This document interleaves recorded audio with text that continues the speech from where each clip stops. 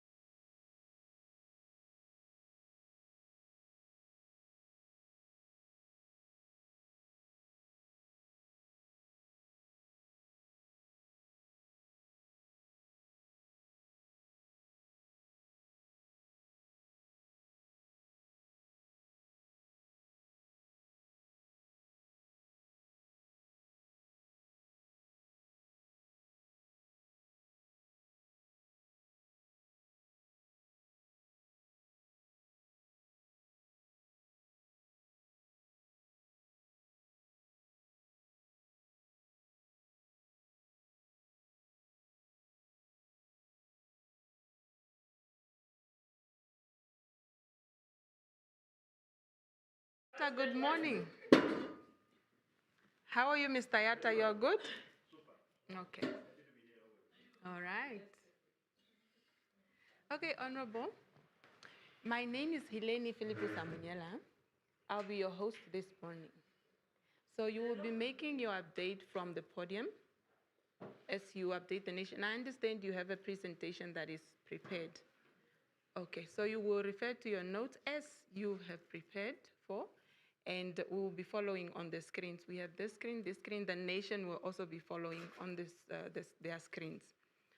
I just want to please bring under your attention, once you are done with the presentation, I have 2 or 3 just frank questions that I just want, because it's your first time here, we don't just want you to make your statement and leave. So you will go for me just behind the cameras, and then you sit for me on this chair next to me. So then I will pose you those 3 questions.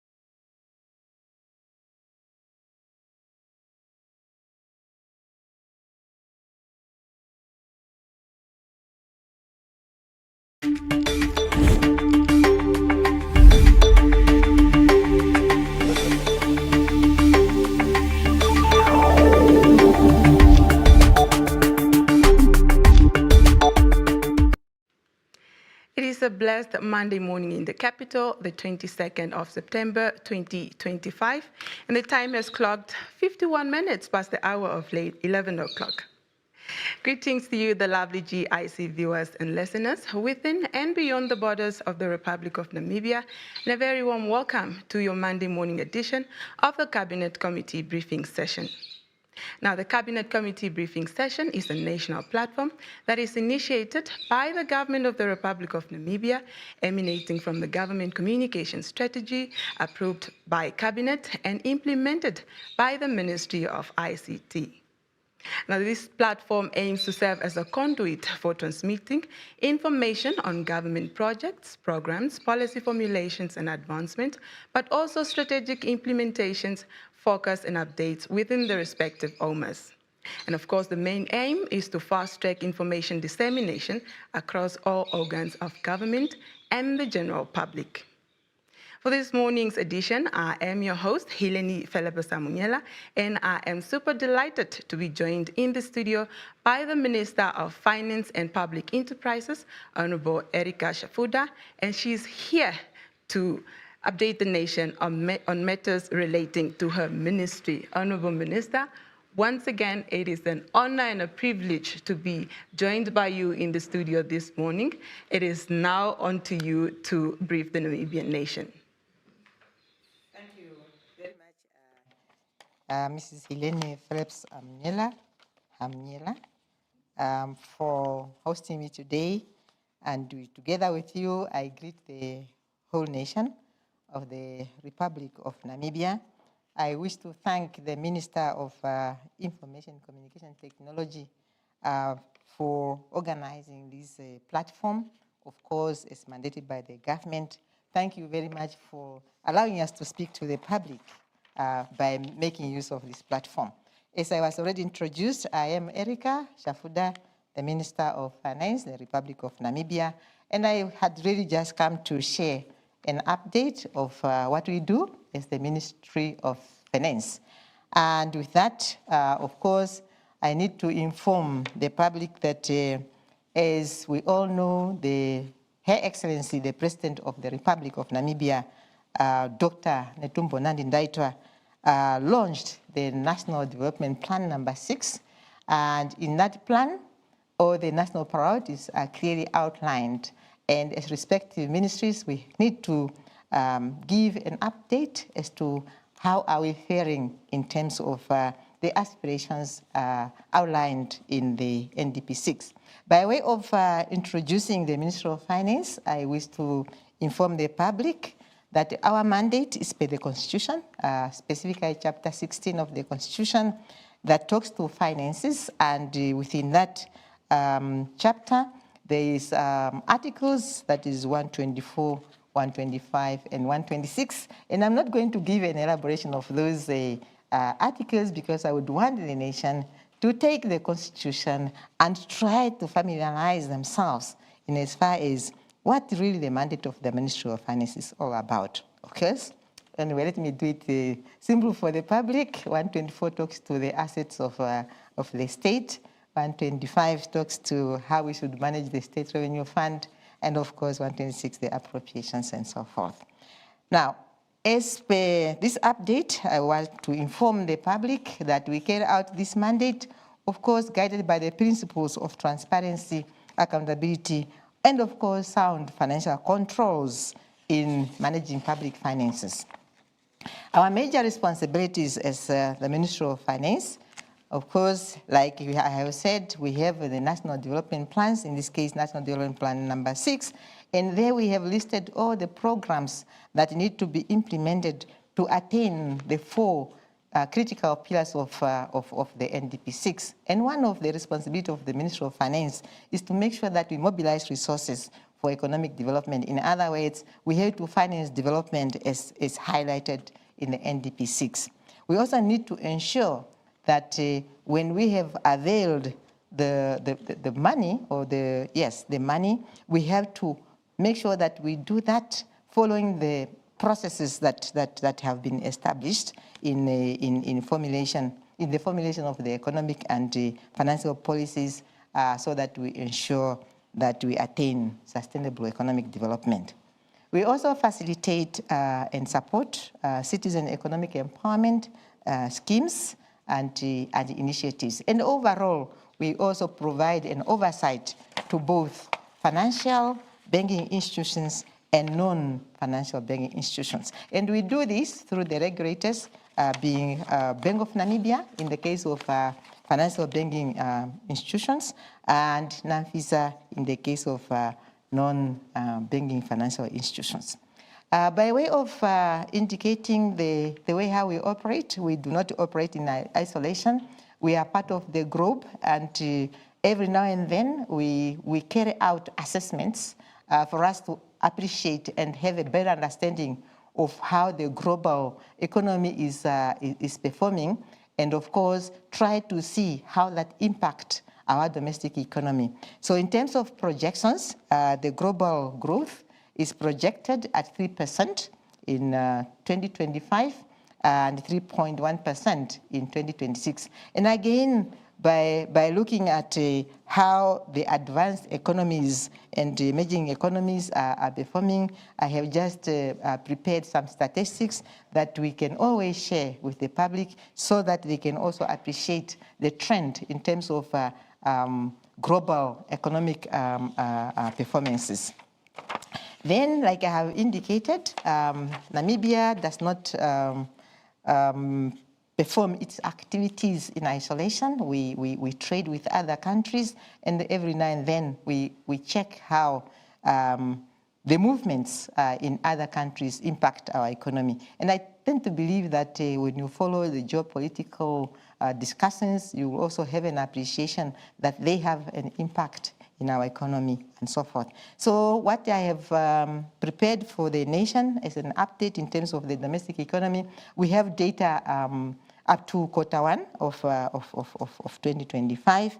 And what we have observed is that the economy remains on a positive side, but of course, we need to continue checking on it to see how the recovery performs or looks like.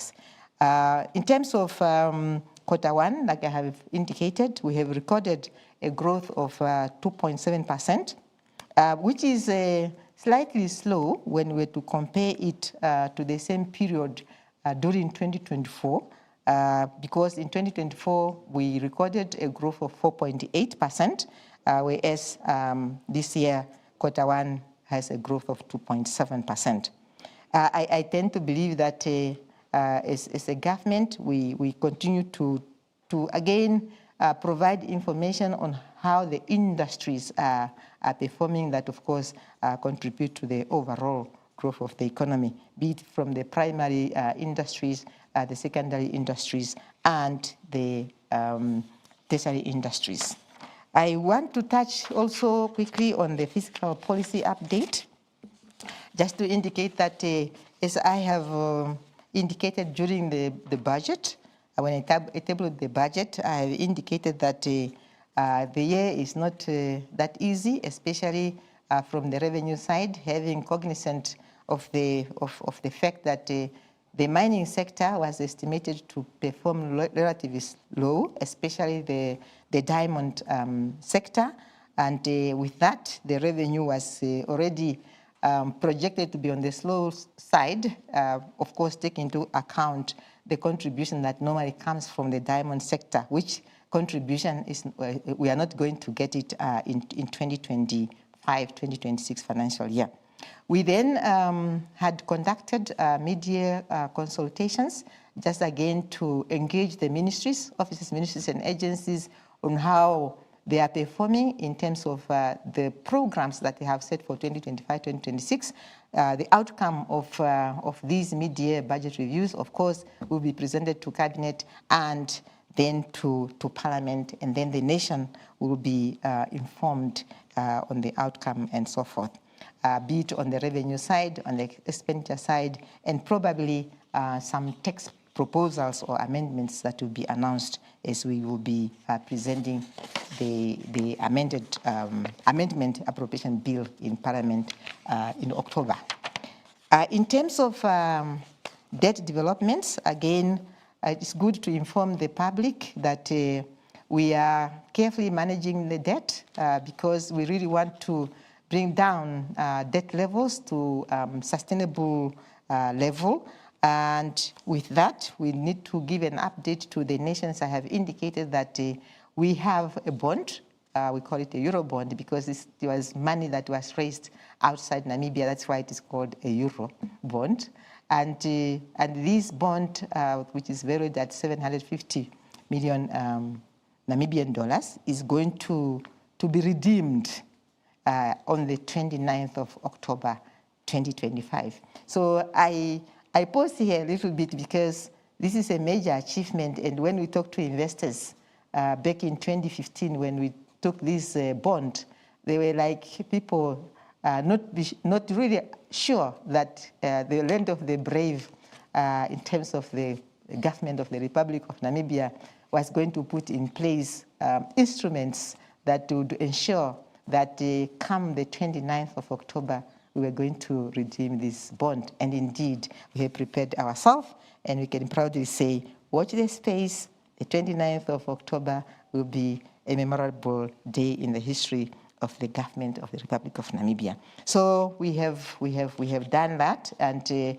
yes, with the support of our local markets, our commercial banks, and some money that we have been putting aside in our sinking fund. In terms of other policy reforms, quickly, I just also need to inform the public. I remember when Mrs. Phillips Hamila Hireni introduced me, she said, the Minister of Finance and Public Enterprises. And I want to inform the public out there that as per the Gazette, as per the proclamation by Her Excellency, the President of the Republic of Namibia, the ministry is now called Ministry of Finance. Even just Ministry of Finance, not the Ministry of Finance, Public Enterprises, or Ministry of Social Grants. No. Yes, we have a component of social grants that we manage, but in terms of the name of the ministry, it's just the Ministry of Finance. Now, with that, I want to come back quickly to the issue of public enterprises and the reason why the ministry is no longer called Ministry of Finance and Public Enterprises. There is a process that the government is embarking on, that is to amend the Public Enterprises Governance Act so that the functions that were performed by the Ministry of Finance get decentralized to their respective relevant ministries. So this process has advanced very, very well, and soon we are going to see the tabling of the amended Public Enterprise Governance Bill in Parliament. So Cabinet has already cleared the bill. It's just waiting for the certification by the Attorney General. Then it can be tabled by the Prime Minister in the National Assembly. I believe that was very important for us to update the nation so that we are all on the same page as this process unfolds. Quickly, I also want to give an update on the favorite topic that I like most, that is the National Youth Fund. That is the fund that is really created for empowering the youth enterprises. And we have been talking to this subject for now many months. And critical to everyone is just to give an update that we are progressing very, very well. And on Monday, the 29th of September, 2025, the Right Honorable Prime Minister of the Republic of Namibia, Dr. Ilia Chitunga Gorai, is going to launch this youth fund so that it can now really start operationalized. And like I have already informed the nation, we have identified 3 development institutions that are going to manage on behalf of government this fund. That is the Development Bank of Namibia, the Agri Bank of Namibia, and the Environmental Investment Fund. So they will then again inform the nation on where the applications will be collected and all the processes that need to be considered. As a way of a demonstration that we are not just talking, but we are talking with facts. That at that launch on Monday, there will be already awards to specific projects that have already been assessed, just to give assurance to the public that the government, through these 3 DFIs, has started with the implementation or the operationalization of the National Youth Fund. I believe it will be very exciting.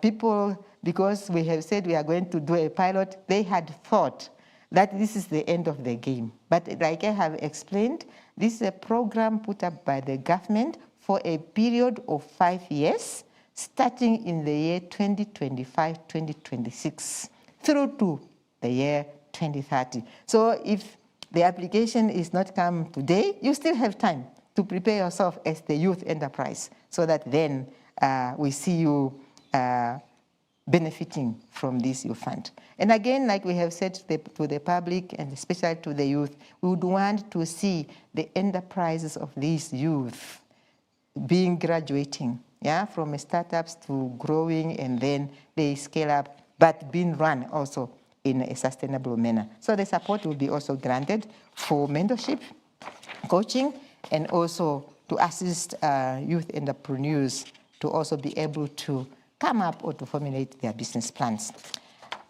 Quickly on the social grants, I also want to give an update on the social grant. Like we have informed the nation, the component of payments is with the Ministry of Finance.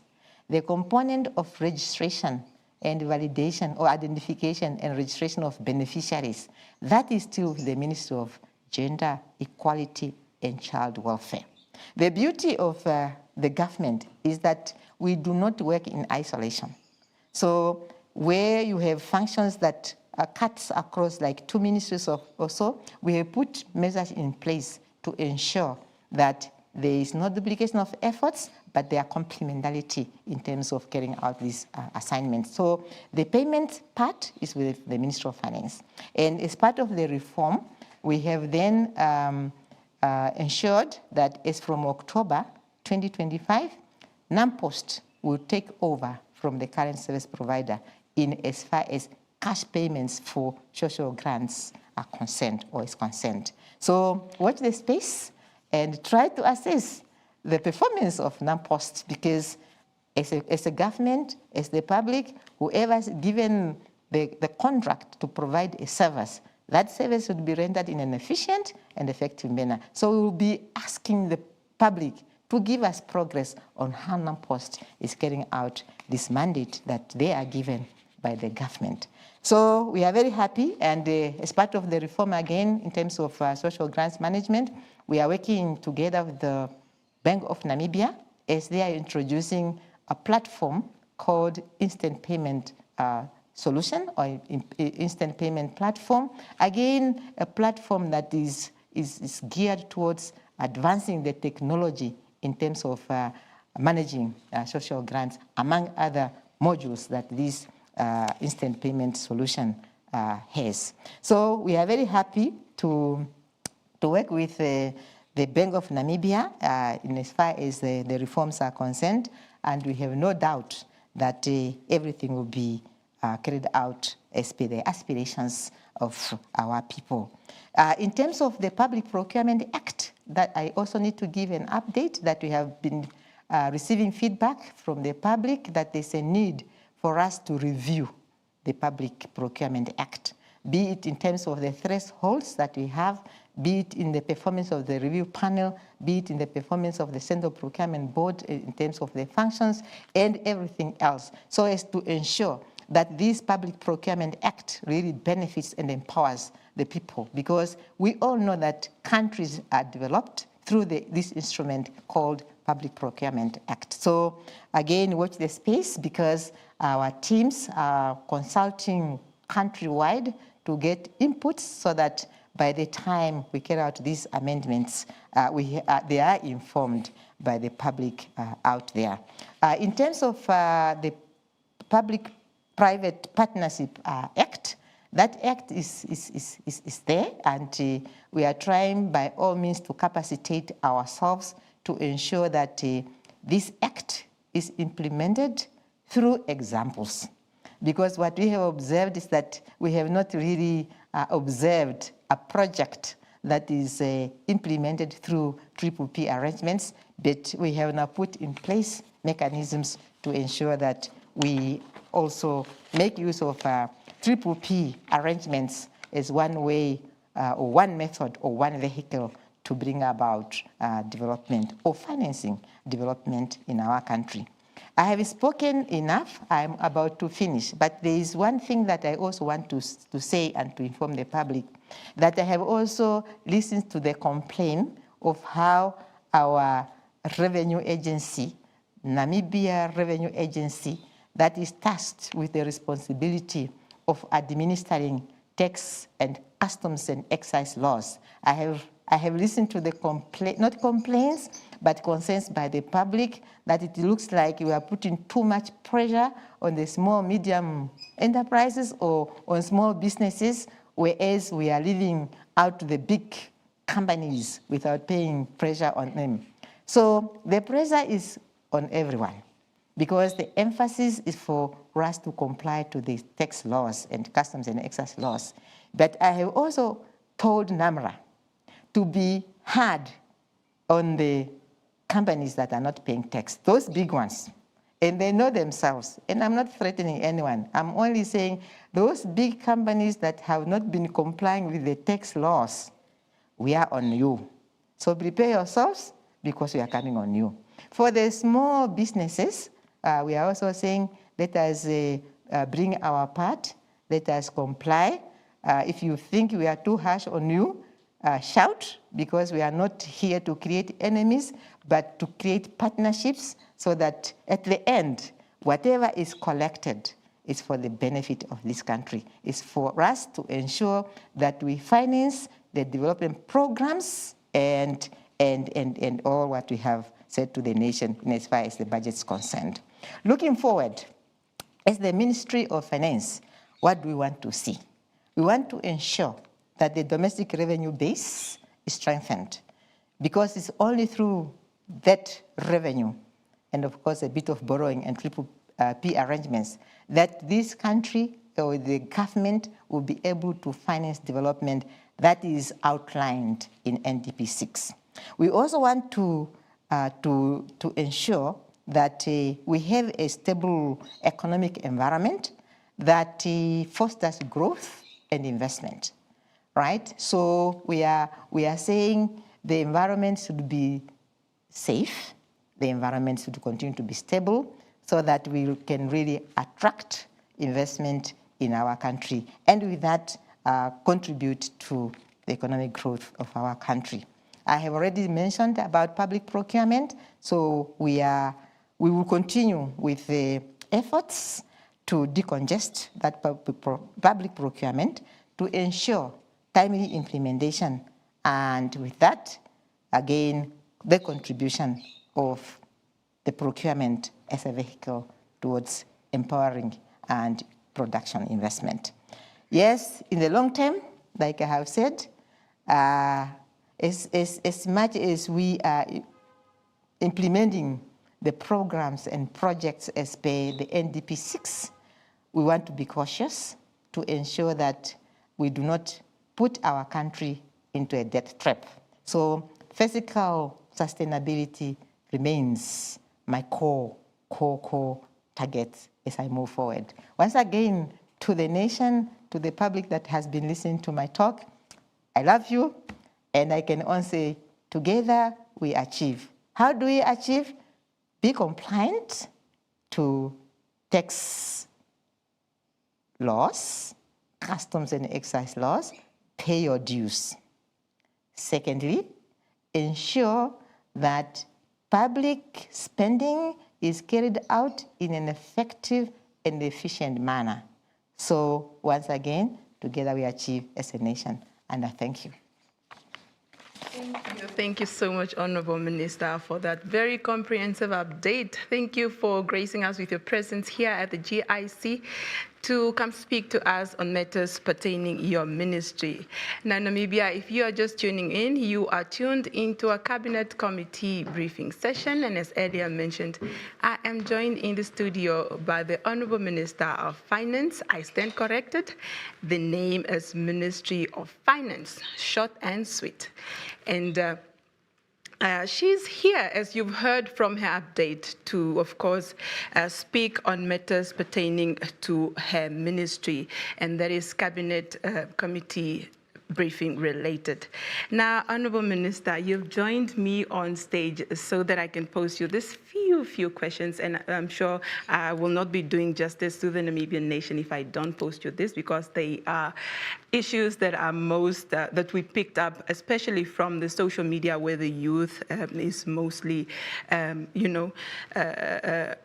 That is the platform that they make use of. I just want to find out from you, Honorable Minister, seeing that you've assumed office in the beginning of the year, I would like to find out from you, what is your most priority, something that you prioritize on a daily basis, and how do you plan on building from where your predecessors left off? Thank you. Thank you very much, Ms. Phillips, Amiela. Yes. If there is one or two things that I again need to share with you, is that when you are given the responsibility to manage state finances, it's not an easy one. At all.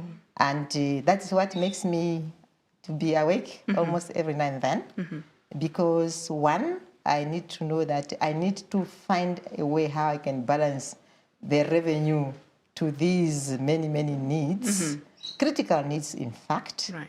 And again, taking into consideration that when your revenue is not sufficient to cover your expenditure, the other rooms that are remaining there is either you go for borrowing or you go for triple P arrangements that I'm talking about, but they also have their physical risks inbuilt or inherent in them.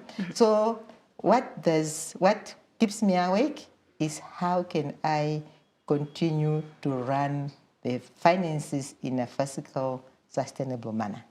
So that is one. All right. Secondly, you can have it all. You can have all, like people say, the money is coming. You can have the money. But if you do not have the staff or your teams that are capable, that are working together, you might not succeed in that journey. So again, team cohesion becomes my second priority, because at the center of everything, like I have said, is the human being. So team cohesion is again one of the priorities that I really have ascribed myself to. Where do I move from where my predecessor did? First, I should say that I thank my predecessors who have been carrying out the fiscal policy and all other policies, and they have laid the foundation.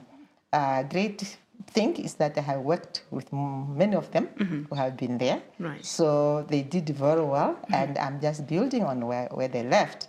And again, if I need to consult them, fortunately, I can also do that, so that, like I have said, together we achieve, because we are all for one purpose, that is contributing to the national development of our country, again, addressing socioeconomic challenges that are facing our people. So I'm there in terms of the bills that were left behind. I'm pushing forward, and all other things that were left behind, of course, we have to carry them forward. All right. Now, secondly, Honorable Minister, ordinary Namibians may be asking often, how does fiscal policy decisions translate into improved livelihood? How does the ministry then ensure that budget allocations, as well as they addresses effectively unemployment in the country, poverty reduction, and service delivery? No, thank you. Thank you so much. The fiscal policy, like I have said, is an instrument of implementing what the nation had aspired for. And what the nation has aspired for is what is contained, in this case, in the National Development Plan number 6.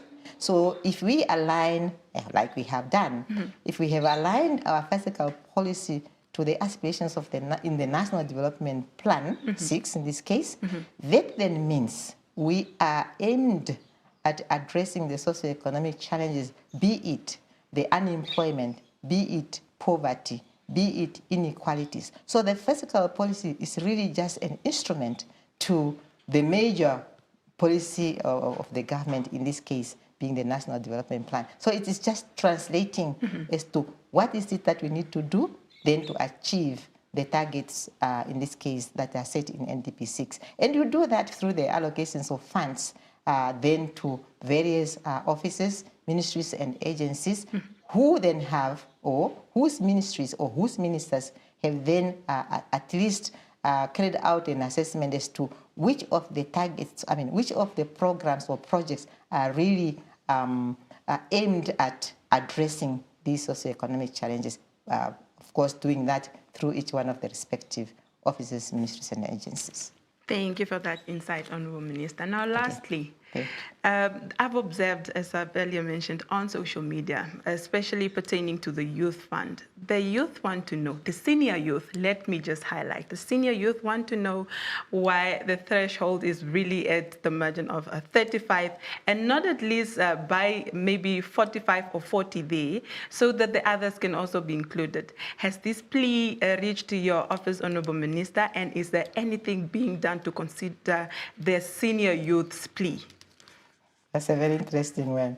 So you have the youth, you have the upper, and the upper. Yes. I do not know where we are going to end because everyone is saying, no, it's not fair that, okay, the age from 18 to 35 are happy because they are saying the other ages had their time. But the upper youth are saying, no, but the up to 35, maybe they need to be capacitated.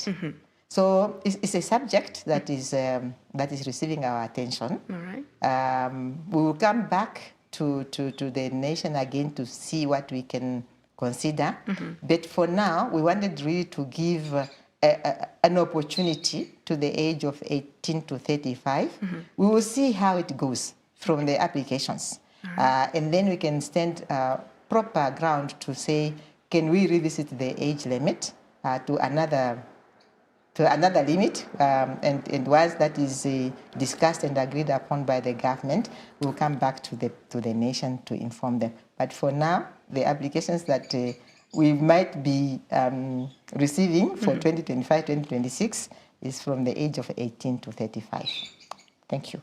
Thank you, Honourable Minister. You indeed have a very, what do they call, what is the English word, a very difficult task ahead of you, especially being responsible for the country's finances. Indeed, that is not an easy task, but I see you have measures in place and things look positive, if you ask me. And we just want to really take time to appreciate you, especially for making out time of your busy schedule to come to the GIC, for gracing us with your presence here and for educating us about matters pertaining to your ministry, whether strategic implementations or policies or policy reforms or focus and updates of your ministry. Honourable Minister, thank you so much for making time to talk to us this afternoon and this morning. Thank you, Eleni. Really, it was a very great pleasure for me to be here. In fact, this is the first time that I'm here, and because you made the environment to be very comfortable, so I believe I was able to answer to your questions. And if not, there's always time for me to come back. Please give me a shout so that they can perfect where I did not do well. It was a test, and I think I got 99 out of 100. Yes, 99.5. Yes. Thank you so much. Thank you so much. Have a blessed one. Thank you so much. Thank you, the Republic of Namibia. Thank you. All right. Now, Namibia, that concludes our first briefing for this morning and afternoon, rather, because we have another session coming up. Thank you so much for tuning in. You have been tuned into a Cabinet Committee briefing session. I've been your host, Hileni Samunyela, and my guest for this morning was the Honourable Minister of Finance, Honourable Erika Shafuda. Please stay tuned. We have another session coming up.